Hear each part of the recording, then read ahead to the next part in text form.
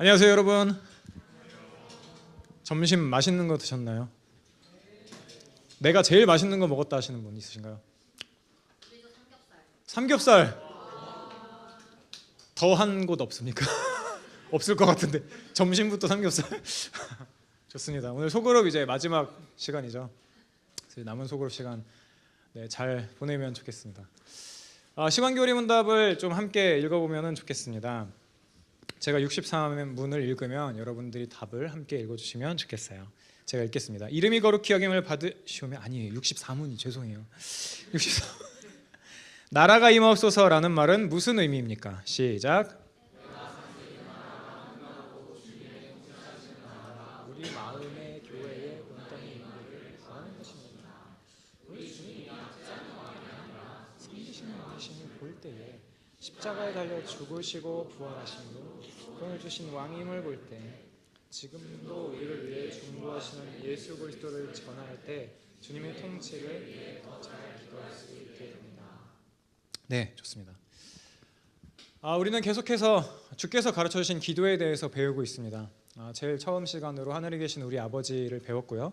그리고 저번 주에 이름이 거룩히 여김을 받을 수 없어서라는 것들을 또 배웠습니다. 그리고 오늘 이제 나라가 임하옵소서라는 이 간구에 대해서 배우려고 합니다.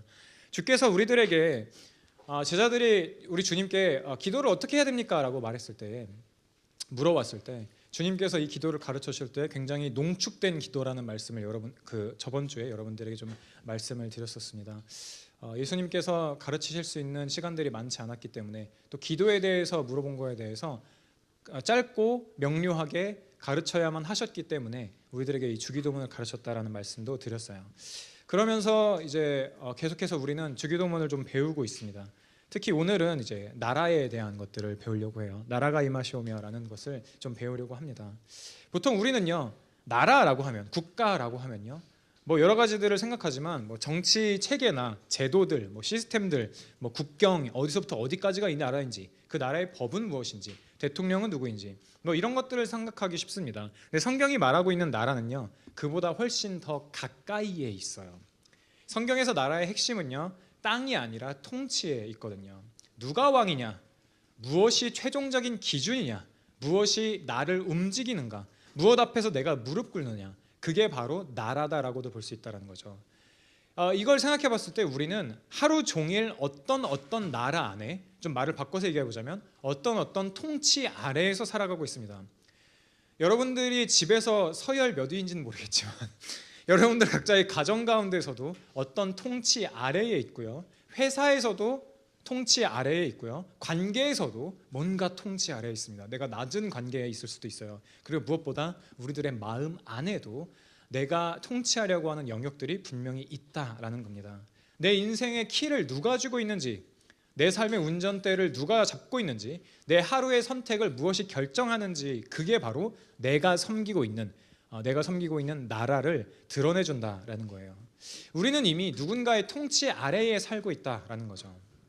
예를 들어서 불안이라고 하는 것이 우리들의 삶을 통치하고 있을 때요, 우리는 계속해서 확인하게 됩니다. 이게 맞는지. 그리고 계속해서 대비하는 데에 시간을 많이 쏟게 되고 계속해서 미리 걱정하게 되기도 해요. 인정이 우리들을 통치할 때요, 우리는 계속해서 스스로를 꾸밉니다. 그리고 꾸민 것들을 실제로 만들기 위해서 계속 증명하기 위해서 달려나가요. 그리고 계속해서 다른 사람들과 비교하게 되기도 하죠. 성공이 우리들을 통치할 때요, 우리는 계속해서 무언가를 쌓아 나가려고만 해요. 계속해서 달리고 쉬지 못하는 결과들을 우리들에게 가지고 오게 되기도 합니다. 이렇듯 우리들의 삶에는요, 어떤 왕이 존재해요. 근데 문제는 그 왕이 하나님이 아닐 때입니다. 그때부터 우리들의 하루하루는요, 몇 가지 공통점을 좀 갖게 되는데요, 뭔가 마음이 편하지 않게 되기도 하죠. 무언가를 계속 해야만 하는 그런 생각들이 들게 되기도 하고, 무언가를 붙잡아야만 무너지지 않을 것 같은 그런 생각들을 하게 되기도 합니다. 왕이 모든 그 나라에, 자기가 속속된 그 나라의 모든 것들을 주관하고 다스린다라는 것들을 생각해 볼 때요, 우리들의 삶의 왕이 정해지면요, 나머지는 자동으로 정해집니다. 우선순위가 정해지는 거예요. 어떤 나라의 왕이 나는 이것을 이렇게 다스릴 거야. 나는 여기에 있는 국경은 이렇게 다스릴 거야. 나는 이 나라와 외교 관계를 이렇게 맺을 거야. 적대국은 저 나라야. 우리들과 좋은 관계에 있는 우호적인 국가는 저 나라야. 라는 것들을 지정할 뿐만 아니라 내가 왕위로 있을 때에는 이런 정책들을 먼저 세울 거고 먼저 이루어 나갈 거야. 내가 생각했을 때 우리나라의 시급한 문제는 이런 거야. 라는 우선순위를 정하게 되잖아요. 그렇듯 우리들의 삶에도 왕이 정해지면 우선순위가 정해진다는 거죠. 그리고 그 말은 무슨 말일까요? 내가 사용하는 돈과 시간과 관계에 있어서의 사용법이 정해진다는 거죠. 그러니까 예수님께서 주기도문을 통해서 저와 여러분들에게 가르쳐 주시는 이 한 문장은요, 나라가 임하시오며라는 이 문장은요, 우리가 생각하는 것보다 훨씬 더 무겁고 현실적인 기도다라는 거예요. 이 기도는 단순히 하나님 이 세상이 조금 더 좋아지게 해주세요라는 그런 막연한 소원은 아닙니다. 오히려 이 기도는요, 저와 여러분의 마음 가운데 있는 권력 구조를 건드리는 기도예요. 우리들의 삶의 중심을 건드리는 그런 기도죠. 한마디로, 그러니까 이미 한마디긴 한데 다른 말로 바꿔보자면 하나님 제 삶의 왕좌에 제가 앉아있지 않게 해주세요. 진짜 앉아야 되는 분인 당신이 앉아주세요라는 그런 기도다라는 겁니다. 심지어 더 길어졌네요. 네. 나라가 임하시오며에서 이 나라는요, 이제 말씀드린 것처럼 단순히 장소만을 말하는 게 아니고 하나님의 다스림, 하나님의 왕권, 하나님의 통치가 실제로 들어오는 그런 것들을 이야기를 합니다. 그러니까 이 기도는 하나님 제 삶의 최종적인 기준이 제가 아니라 당신이 되게 해주세요. 하나님 제 마음의 왕좌에 다른 것들이 내려오고 오직 당신만이 제 왕좌에 앉아있기를 원합니다. 하나님 제 욕망과 두려움이 왕노릇하는 그 자리로 당신의 통치가 임하게 해주세요. 당신께서 다스려준다는 것들을 내가 신뢰하게 해주세요라는 그런 기도다라는 거죠. 여기서 중요한 점은요, 예수님은 하나님의 나라를 만들게 해주세요. 하나님의 나라를 내가 잘 만들게 해주시옵소서. 하나님의 나라를 잘 만들어갈 수 있도록 제게 능력을 주세요라는 그런 기도를 가르쳐 주시지 않으셨다라는 거예요. 하나님의 나라가 임했다, 임하게 해주세요, 오게 해주세요 라고 간구하라고 저와 여러분들에게 말씀하셨다라는 거죠. 그러니까 이 나라는 하나님이 가지고 오시는 그런 나라다라는 겁니다. 우리는 하나님의 나라의 주인이 아니라요, 하나님의 나라의 백성인 거예요. 하나님의 나라를 생산해내는 사람들이 아니라 그 나라의 왕을 맞이하는 백성들에 가깝다라는 거죠. 그렇기 때문에 이 기도는 하나님 제가 이제부터 열심히 해서 하나님의 나라를 더 끌어올리겠습니다라는 게 아니라 하나님 오셔서 제 삶을 다스려 주세요. 제 삶을 다스리게 합당하신 분이 당신이라는 것들을 제가 이제 알게 해주세요라는 그런 의존과 항복에 가까운 그런 기도다라는 거죠. 그래서 그런지 의존과 항복을 하는 거라서 그런지는 모르겠지만 이 기도는 우리들에게 내용을 알면 알수록 더더욱더 어렵게 느껴지는 그런 기도이기도 합니다. 왜냐하면 나라가 임해주세요, 당신의 나라가 임해주세요라는 것은 동시에 이런 것들을 의미하기 때문이죠. 하나님의 나라가 오기를 구한다는 것은요, 내 나라가, 나의 왕국이 무너질 수도 있음을 받아들이는 겁니다. 하나님이 내 삶의 왕이 되신다는 것은요, 내가 왕이 아니다라는 것을 인정하는 거예요. 그렇기 때문에 이 기도가 우리들에게 힘들 수 있다는 거죠. 이 설교를 준비하다 보니까요, 좀 궁금한 점이 생겼어요. 과연 제자들은 예수님께 이제 부탁은 했잖아요. 기도를 좀 알려주세요. 어떻게 기도해야 되는지 좀 알려주세요라고 했을 때 예수님이 답변으로 이제 주기도문을 주신 거잖아요. 이 제자들은 과연 이 주기도문을 제대로 이해했을까라는 생각이 드는 거예요. 그러니까 별로 그렇지 않았을 것 같다라는 생각이 좀 들었습니다. 왜냐하면 그들의 머릿속에 나라는 주기도문을 이해했을 때 들었을 때 그 당시의 나라는 마치 하나님의 나라가 그들이 살고 있는 그 세상에, 그 땅에 보이는 방식으로, 그러니까 그들을 압제하고 있는 나라들을 무너뜨리는 방식으로 나타날 거라고 기대하지 않았을까라는 생각이 들었어요. 예수님께서 기도를 가르쳐 줄 때 당시를 생각해 보면 충분히 그럴 수 있겠다라는 거죠. 특히 제자들이 주께서 기도를 가르쳐 주시는 그때에 하나님의 나라라고 하는 이 간구를 완전하게 잘 이해했다고 보기엔 어려운 점들을 꽤나 많이 찾아볼 수 있습니다. 우리 오전 설교에서 들었던 것처럼 자기들끼리 우열을, 영의정 좌의정을 나누고 있었던 것처럼 하나님 나라를 임해주세요라는 그렇게 기도하라는 이야기를 들었지만 제자들은 여전히 민족적으로 회복되고 더 강해지고 정치적으로 높아지는 그것들을 기대하는 마음들이 그들 속에 가득했다라는 거예요. 당시에 유대인들이 로마의 압제에 있었기 때문에 나라라는 말을 들으면 그들은 즉시 정치적인 전복을 떠올리기가 쉬웠을 겁니다. 하나님의 나라가 오면 로마가 무너지고 우리가 승리하는, 그들이 승리하는 겉으로 보이는 변화를 먼저 기대했을 수도 있을 거예요. 그런데요, 예수님께서 저와 여러분들에게 가르쳐 주시는 이 하나님의 나라라고 하는 것은요, 그들의 기대를 훨씬 더 깊은 곳에서부터 흔듭니다. 예수님은 단지 그들을 회복시키기 위해서, 유대인들을 회복시키시고 그들의 압제로부터 자유롭게 만들기 위해서 오신 것이 아니고 그보다 더한 것, 그보다 더 어려운 것, 사람의 마음의 왕좌를 바꾸러 오셨다라는 거예요. 더 근본적인 통치의 문제를 바꾸려고, 건들려고 이 땅 가운데 오셨다라는 거죠. 그리고 여기서 우리들은요, 이것도 이해 못하는 제자 같으니라고 이들을 비웃을 수는 없을 거예요. 왜냐하면 저와 여러분들도 하나님의 나라를요, 같은 방식으로 오해하기 때문이죠. 우리는 하나님의 나라를 구합니다. 방금 찬양을 불렀던 것처럼 하나님의 나라, 당신의 나라와 그 뜻이 나의 삶 속에 임하기를 정말 바라십니까? 그렇게 구한다고 말하면서도요, 우리는 사실 실제로 내 왕국을 도와줄 지원군을 찾을 때가 더 많죠. 예수님을 왕으로 모시는 게 아니라요, 예수님을 그냥 내 계획에 투입시키는 거예요. 내 인생의 왕좌에 내가 그대로 있으면서 예수님은 그냥 내 왕권이 안정적으로 유지되게 하는 역할로만 부르는 겁니다. 이 나라가 임하옵소서라는 이 기도는요, 우리들에게 진짜 네 삶의 왕은 누구야? 너는 어떤 나라를 구하고 있는 거야? 너는 하나님의 나라를 구하고 있는 거야? 아니면 하나님을 이용해서 너의 나라를 구하고 있는 거야? 라는 질문을 저와 여러분들에게 던져주고 있다라는 겁니다. 그러니까 왜 우리는 이토록 하나님의 나라를 부르면서도, 한편으로는 원하면서도, 한편으로는 하나님의 나라를 찍먹해보기도 하면서도 왜 여전히 하나님의 나라를 하나님께서 내 삶의 왕좌에 앉기를 바라는 마음이 있으면서도 그분이 그냥 내 삶의 조력자가 되기만을 바라는 그런 마음을 동시에 가질 수 있을까요? 우리가 흔히 죄라고 말할 때요, 우리는 겉으로 보이는 모습들만 생각하기 쉽습니다. 화를 내거나 불평을 하거나 거짓말을 하거나 음란을 행하거나 탐욕스럽거나 누군가를 시기하고 질투하고 게으르거나. 그런데요, 성경이 말하는 죄의 뿌리는요 더 깊습니다. 죄의 본질은요 그냥 단순히 누군가에게 행한 나쁜 행동 그것만을 의미하는 게 아니라 사실 왕권의 문제예요. 하나님이 내 삶의 왕이 되시면 내가 불편해지기 때문에 나는 여전히 내가 왕이 되고 싶거든요. 하나님 대신 다른 것을 왕좌에 앉히고자 하는 마음, 혹은 내가 왕좌에 앉아버리려고 하는 그 마음들, 그것들이 우리 안에 계속 있어서 우리는 사실 한편으로는 하나님의 나라가 왔으면 좋겠어요 라는 마음을 가지지만, 또 다른 한편으로는 좀 덜 오시면 좋겠다, 그냥 내 왕좌를 지키면서 나를 도우시는 분 정도로만 있으면 좋겠다 라는 생각들을 하게 된다라는 겁니다. 우리는 왜 불안해합니까? 그러니까 단순히 우리들의 미래가 불확실해서는 아닐 겁니다.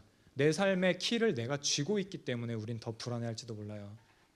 주님이 아니라 내가 통제해야 더 바른 길을 선택할 수 있을 것 같아 라는 그런 생각이 있을 수도 있기 때문이죠. 우리는 왜 분노할까요? 단순히 내가 하려고 하는 일이 꼬여서만은 아닐 겁니다. 내 뜻대로 되지 않기 때문에 더 화를 내는 것일지도 몰라요. 우리는 왜 인정에 목을 매고 있을까요? 단순히 우리는 외로워서는 아닐 겁니다. 사람들의 평가가 나를 살리겠다라는 그런 믿음이, 어떤 믿음이 있기 때문이기도 하죠. 인정 욕구는요, 한편으로는 신앙 고백에 가까워요. 하나님의 시선보다 사람의 시선이 더 좋다라고 하는 그런 신앙 고백이요. 이런 믿음들이 우리들의 마음속에 자리를 잡으면요, 반드시 우상이 생깁니다. 우상은요, 무조건 나쁜 것처럼 보이지 않아요. 근데 좋은 것들이 가장 궁극적인 그 자리를 차지해 버릴 때, 그냥 단순히 좋은 것에서 끝나지 않고 궁극적인 것들이 될 때 우리들의 우상이 됩니다. 인정이 됐든 성공이 됐든 안정이 됐든 안락한 것이 됐든 관계가 됐든 그 모든 것들이 왕좌에 앉으면요, 내 삶은 그 왕에게 복종하는 것이죠. 그리고 그때요, 하나님은 그 왕국에 필요한 만큼만 허용됩니다. 그 이상 허용되진 않는 거예요. 이때 하나님은 어떤 존재가 되는 거죠? 국토의 모든 것을 다스리고 보호하는 그런 왕이 아니라요, 그냥 일개 직원이 되는 거예요. 내 나라의 주권자가 되는 게 아니고요, 그냥 좋은 자원이 되는 거예요. 능력 있는 일꾼 정도가 되는 거죠. 우리가 하나님을 그런 방식으로 대할 때요, 하나님께 예배라고 하는 것은요, 우리들의 진짜 왕께 드리는 경배가 아니라 내 왕국을 위한 충전 시간이 됩니다. 하나님의 말씀을 듣기 위한 그런 시간이 아니라 내게 감정적인 위로를 주는 그런 시간들이 되고, 내 전부를 회개하는 시간이 아니라 하나님이 믿을 만한 직원인지를 확인하는 그런 정도의 시간이 되는 거예요. 하나님이라는 직원을 생각하는 거죠. 하나님 약속도 잘 지키시고, 능력도 있으시고, 힘도 있으시고, 권세도 있으시고, 내 왕국을 좀 도와주세요. 그 정도의 존재로만 생각하는 거죠. 기도 역시도 왕께 드리는, 하나님께 드리는 항복이 아니라 내 왕국을 위한 민원을 제기하는 시간이 됩니다. 이거 뭔가 잘못됐잖아요, 내 삶이 왜 이렇게 돌아가는 거예요? 라고 하는 그런 민원 제기의 시간이 되는 거죠. 우리가 우리들의 나라, 우리들의 왕국의 가장 꼭대기에 있는 왕이 될 때요, 우리 마음의 실제적인 기도는 때로는 이런 모양을 가지게 됩니다. 하나님 아버지, 당신은 제 나라의 왕은 안 돼요. 왕이 되시면 안 될 것 같아요. 국무총리 정도도 안 될 것 같아요. 근데 장관 정도는 좀 시켜 드릴 수 있을까요? 근데 기획재정부는 안 될 것 같아요. 돈은 제 거거든요. 좀 이 나라의 미래를 전략을 짜는 그런 쪽도 안 될 것 같아요. 왜냐면 저는 제가 원하는 대로 살고 싶거든요. 국방부 정도 시켜드릴까요? 전쟁과 같이 특수한 상황이 일어나야만 저는 당신을 찾을 거예요. 그리고 그 상황이 원만하게 해결되지 않으면 저는 당신을 책망할 거예요. 평소에 제가 당신을 찾기 전까지는 저를 찾지 말아주세요. 그냥 조용히 저를 섬겨주세요. 저를 안전하게만 지켜주세요. 라고 하나님을 생각할 수도 있다는 거죠. 이게 되게 과장 섞인 말처럼 저는 표현을 과장되게 하고 있지만 사실 정확한 표현이에요. 우리는 하나님을 왕으로 모시기보다는요, 비상시의 대응자로 생각할 때가 더 많거든요. 평소에는 내가 왕이고, 평소에는 내가 키를 쥐고 살다가 위기가 오면 하나님을 호출하죠. 그리고 그 위기가 심지어 내가 원하는 방식들로 해결되지 않으면 하나님을 원망하고, 그 마음 깊은 곳에 하나님은 왕이 아니라 내 왕좌에 기여하는 그런 존재로 생각만 하고 있기 때문에 딱 거기까지만 허용하고 거기까지만 경배하는 겁니다. 거기까지만 칭찬하는 거예요. 하나님 좋으신 분이야, 하나님 좋은 직원이야, 나를 안전하게 해주시더라고, 이 정도로만 생각하는 거예요. 이런 삶이 우리들에게 있다고 한다면 이런 삶은 어떤 열매를 맺게 될까요? 혼란과 불안입니다. 왜 그럴 수 있을까요? 두 나라를 걸치고 살고 있기 때문이에요. 하나님의 나라를 말하면서도 난 내 나라를 붙잡고 있거든요. 주기도문을 외우면서도 실제 기준은 내 욕망뿐이거든요. 두 나라를 동시에 걸치고 있는 삶은 가능해 보이지만요, 실제로는 계속 지속 가능한 그런 삶이 아닙니다. 결국 어느 왕을 섬길지가 우리들의 삶에 진짜 드러나야 된다는 거죠. 저와 여러분들은 어떤 나라를 섬기고 있습니까? 어떤 왕을 섬기고 있냐라는 거예요. 이 혼란을 없앨 수 있는 것이 회개라고 하는 것입니다. 회개는요, 늘 우리들의 본향을 기억나게 해줍니다. 늘 우리들의 왕을 기억나게 해줘요. 진짜 왕이 어떤 분인지요. 늘 우리들의 무능을 기억하게 합니다. 우리들의 죄인됨을 기억하게 해요.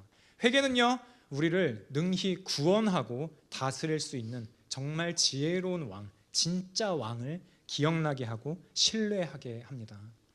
여기서 우리는 회개를 조금 다른 색깔로 좀 정의를 내려볼 수 있을 것 같아요. 회개는요, 단순히 몇 가지 나쁜 습관들을 고치는 그 정도의 결심을 일하게 하는 것은 아닙니다. 오히려 회개는요, 내 삶의 왕을 바꿔버리는 방향 전환에 가깝죠. 내 마음의 본향이 어디인지를 다시 기억하는 거예요. 내 나라가 어디였지? 내 나라가 맞아, 하나님 나라가 내 나라였지. 내가 섬길 왕이 누구인지를 다시 기억하는 거예요. 나는 왕이 아니었지. 그럴 깜냥이 안 되지. 하나님만이 나의 왕이지를 생각하는 거예요. 그렇게 하나님을, 진짜 나를 구원하실 왕을 붙드는 것이 회개가 될 수 있다라는 겁니다. 그럼 우리는 어떻게 그 나라 가운데에 거할 수 있을까요? 어떻게 하나님 나라 가운데 거할 수 있을까요? 단지 결심하면 될까요? 조금 더 노력하면 될까요? 감사하게도 그리스도께서는요, 하나님의 나라를 설명만 하는 교사는 아니었습니다. 그리스도는 하나님의 나라를 저와 여러분들의 삶 가운데로 가지고 오시는 그런 왕이시죠. 하나님의 나라라는 개념은요, 예수님께서 갑자기 만드신 개념은 아닌 것 같습니다. 구약 성경을 보면 하나님의 나라라고 하는 단어가 문자적으로 나오진 않지만 다양한 표현들을 통해서 당신의 나라, 예를 들면 시편 45편 6절을 보면 하나님이여 주의 보좌는 영원하며 주의 나라의 규는 공평한 규인이다라고 그렇게 표현하고도 있거든요. 그래서 그렇게 보면 하나님의 나라라는 개념은 구약부터 또 예수님께서 사용하시고 그리고 지금까지 계속해서 존재해오고 있는 그런 단어라는 것을 우리가 알 수 있습니다. 우리가 많이 좀 이야기를 들어왔던 것처럼 나라가 성립되는 데는 조건들이 분명히 있고 그것이 국민과 영토와 주권이라는 이야기들을 여러분들은 많이 들어보셨을 겁니다. 그리고 여기서 가장 중요한 건 뭐였죠? 주권이죠. 맞아요. 아무도 말 안 했어요. 주권입니다. 주권인데요. 일제강점기를 생각하면 좀 이해할 수 있어요. 그때 우리나라에 땅이 없어졌나요? 땅이 갑자기 일본으로 옮겨갔나요? 그렇진 않았죠. 그럼 국민들이 갑자기 사라졌나요? 그렇지도 않았어요. 다만 주권이 없어졌죠. 그리고 그 시절을 우리나라 사람들은 이렇게 기억하죠. 나라를 잃어버린 시기로 기억해요. 정말 나라가 사라진 것처럼요. 이토록 그 나라의 주권이라고 하는 것이 굉장히 중요하다라는 겁니다. 신약 성경을 보면요, 특히 마태복음을 보면 하나님의 나라에 대한 이야기들을 굉장히 많이 하고 있어요. 마태복음 1장, 마태복음 1장이 이제 신약 성경의 또 굉장한 그 장벽이잖아요. 족보가 또 시작되고 족보부터 시작하고 나아가고 있으니까, 그래서 족보부터 시작해서 그 하나님 나라의 왕이 어떤 분인지부터 이야기를 하면서 계속해서 2장에서 그 왕이 태어난 것부터 하고 3장, 4장 이어지면서 그 하나님의 나라의 진짜 왕이 어떤 분이신지, 예수 그리스도가 어떤 분이신지에 대해서 우리들에게 좀 말을 해주고 있습니다. 이를 통해서 보여주고자 했던 것은요, 예수 그리스도가 계신 곳, 예수님이 계신 그곳이 하나님의 나라다라는 것을 저와 여러분들에게 가르쳐 주신다라는 거예요. 예수님께서 행하신 일들을 생각해 보자고요. 예수님은 이 땅 가운데에서 여러 가지 질병들을 고치시고 기적들을 일으키셨습니다. 예수님이 계신 곳에는 하나님의 다스림과 통치가 완벽하게 임했기 때문에 질병이나 귀신 들림 같은 것들이 있을 수가 없었죠. 예수님이 귀신을 쫓는 것을 보고요, 바리새인들은 예수가 귀신의 힘을 빌려서 귀신을 내쫓는다라고 그렇게 말했어요. 그러니까 조금 더 센 귀신의 힘을 빌려서 작은 귀신들을 내쫓는다라고 그렇게 얘기를 했죠. 그때 예수님께서는 이렇게 말씀하십니다. 내가 하나님의 영을 힘입어서 귀신을 쫓아내는 것이면 하나님의 나라는 너희에게 왔다라고 얘기를 하고 있어요. 하나님의 나라가 너희에게 이미 왔다라고 얘기를 하고 있다고요. 예수님 본인이 온 것인데 하나님의 나라가 왔다라고 이야기를 하고 있어요. 예수 그리스도께서 계신 곳에 하나님의 나라가 침투하게 됩니다. 병든 자가 회복되고요, 귀신이 물러가고 죄인들이 용서받고요, 소외된 자가 안길 수 있는 품을 얻는 일들이 발생하게 된다라는 거예요.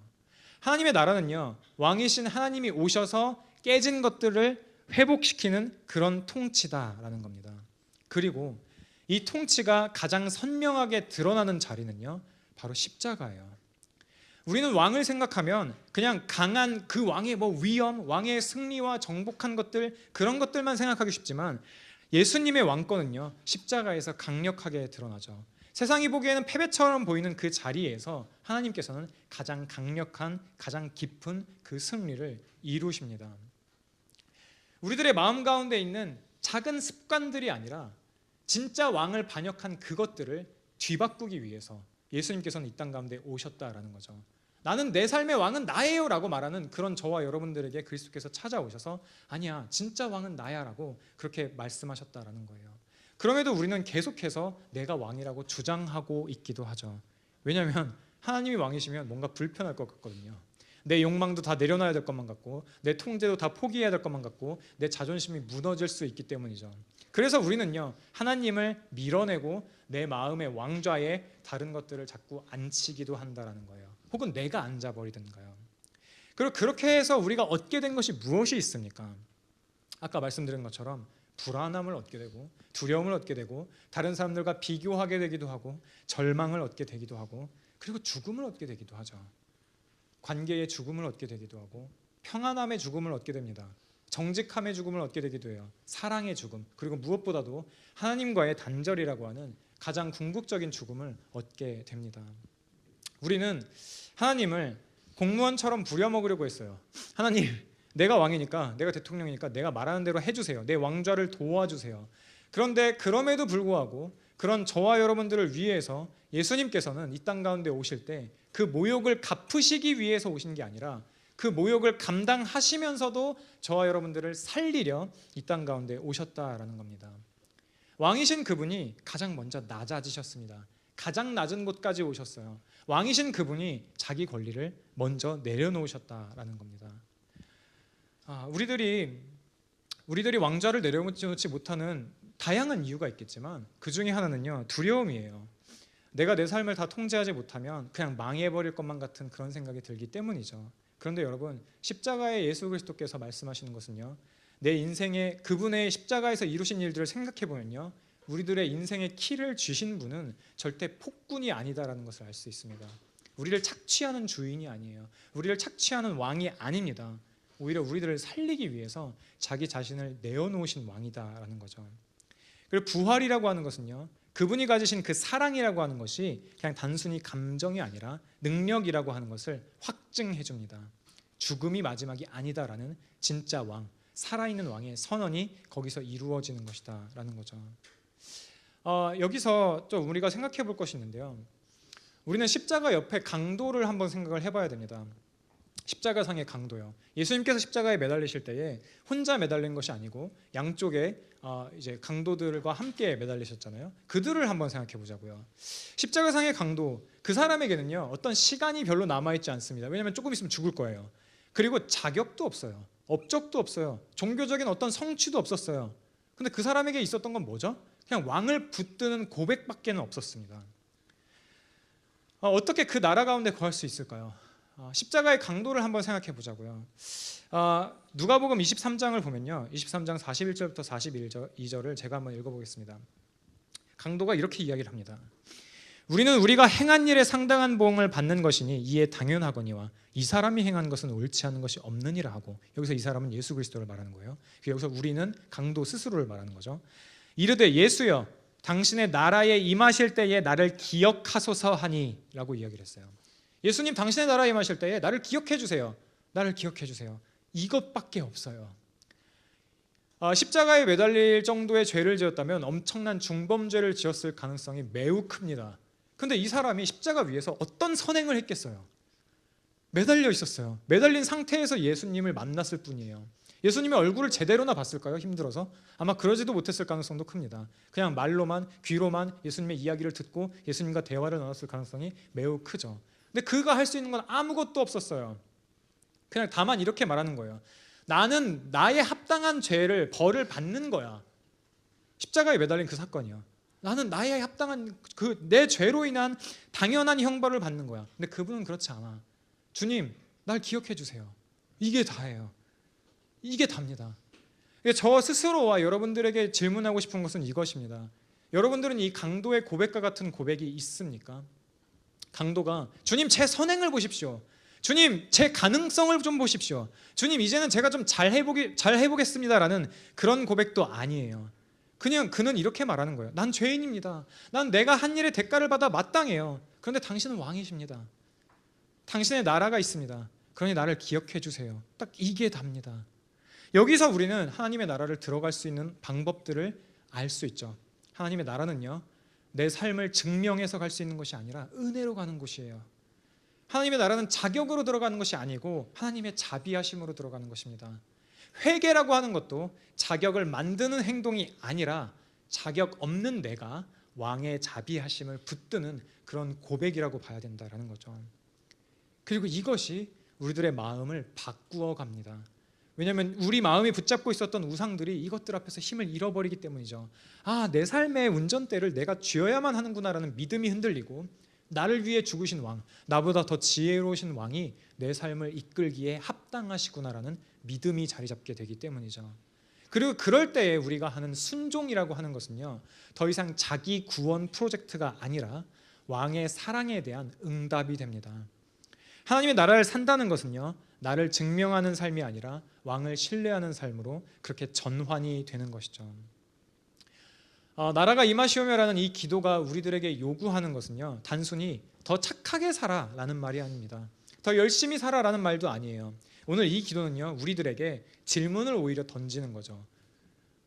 당신의 마음의 왕좌에 누가 앉아있냐라는 거예요.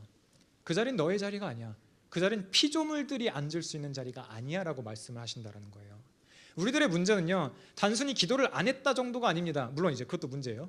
그리고 우리들의 문제는 하나님을 몰랐다도 아니에요. 그것도 문제긴 해요. 자꾸 이게 역설적인 말을 하는데, 더 깊은 문제는 이거예요. 우리는 그리스도를 왕으로 모시지 않았다라는 거죠.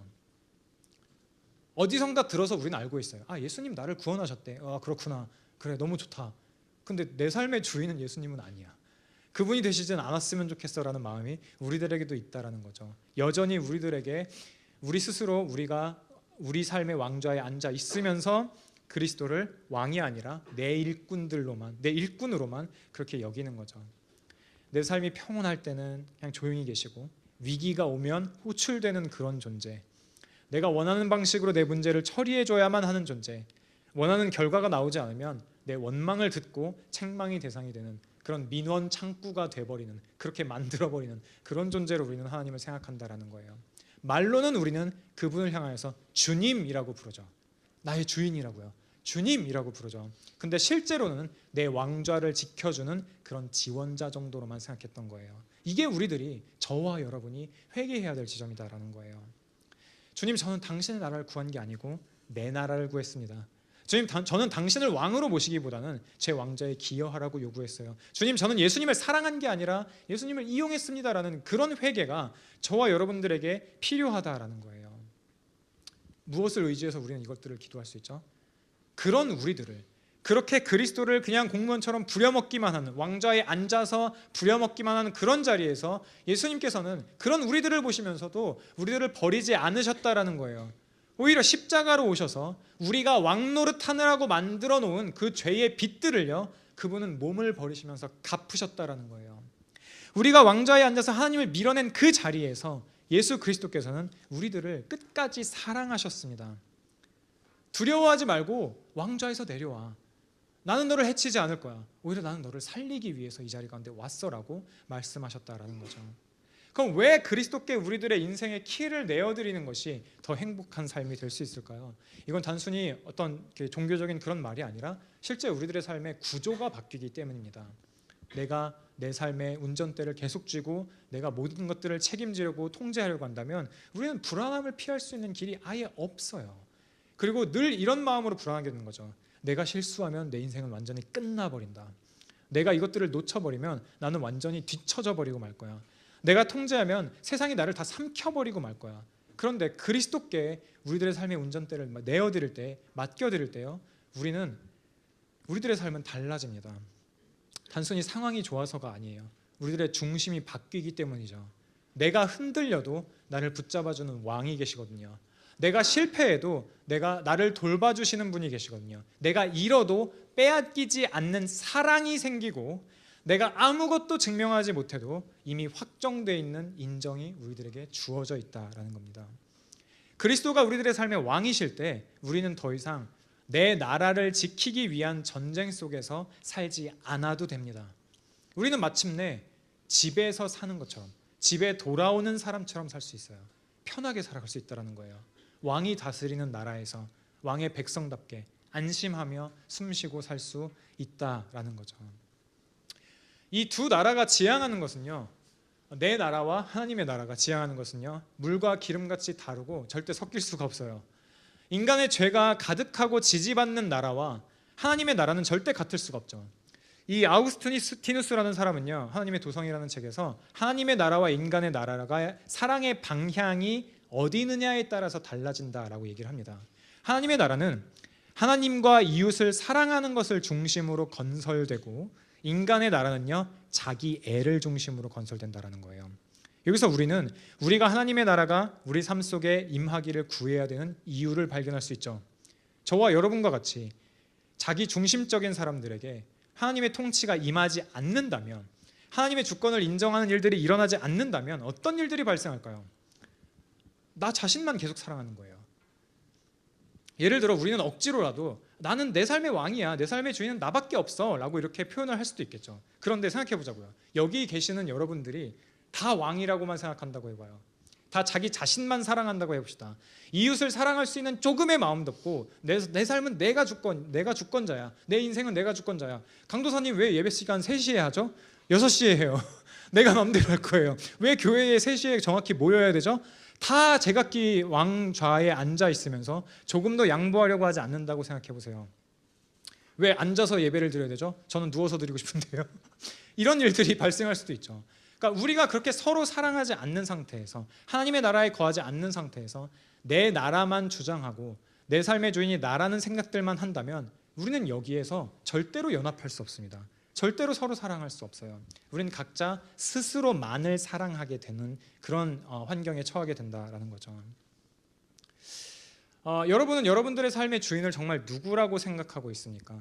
여러분들의 삶의 주권자는 누구입니까? 여러분들의 삶의 최종적인 안전을 줄 존재는 누구입니까? 여러분 스스로의 그 자리에 여러분 스스로를 두고 있다면요, 여러분의 나라의 왕은 여러분 자신입니다.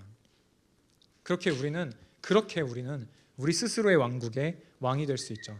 자기 애로 가득한 그런 사람들, 그런 왕들, 그런 왕이 이런 청년일부 공동체의 왕이, 그러니까 그런 왕국을 가진 사람들이 왜 이렇게 말이 안 되죠? 그렇게 자기 자신만을 사랑하는 왕들이 가득한 공동체가 청년일부 공동체가 될 수도 있다라는 겁니다. 그런데 서로를 비웃게 되겠죠. 나만 사랑하니까. 너의 왕국에는 백성이 몇 명이나 돼? 나밖에 없어. 그런 이상한 왕이 된다라는 거예요. 여러분은 그런 나라의 왕이 되고 싶지는 않을 겁니다. 하나님 아버지, 당신의 나라가 임해주세요라는 것은요, 내 나라에, 하나님 나라의 진짜 통치가 임하게 해주세요라는 그런 간구입니다. 조금 더 과격하게 표현하자면, 실제에 더 가깝게 표현하자면요, 하나님, 나의 나라를 완전히 끝장내 주시고요, 완전히 무너뜨려 주시고요, 당신의 나라를 세워주세요라는 그런 고백과 같다라는 겁니다. 내가 세운 내 왕좌에 다른 누군가를 세운다는 것은요, 우리에게 자연스러운 일은 아니에요. 그런데 그 왕좌에 나 대신 앉아 계시는 분이 나와는 비교할 수 없을 정도로 지혜로운 분이시고 탁월한 분이시다라는 것을 알게 된다면, 그리고 그분이 세우시려고 하는 그 나라가 사랑의 나라다라고 하는 것을 알게 된다면요, 우리는 오늘 이 배우게 되는 주기도문의 두 번째 간구를 더욱더 애처롭게 외치게 될 겁니다. 하나님, 내 나라를 무너뜨려 주세요. 나의 왕좌에 당신이 앉아서 통치해 주세요라고 그렇게 간구하게 될 거다라는 거예요.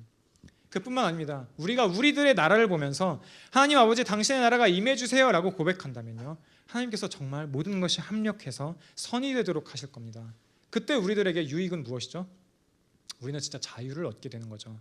내 삶의 최종적인 책임자가 나일 때는 우리는 결코 자유로울 수 없을 겁니다. 내 모든 결정 하나하나가 내 미래를 완전히 책임지고 끝내버릴 수도 있기 때문에 우리는 두려움 가운데서 결정을 내릴 수밖에 없죠. 혹시나 지혜롭지 못한 선택을 한다면 내 나라가 완전히 끝장나버릴 테니까요.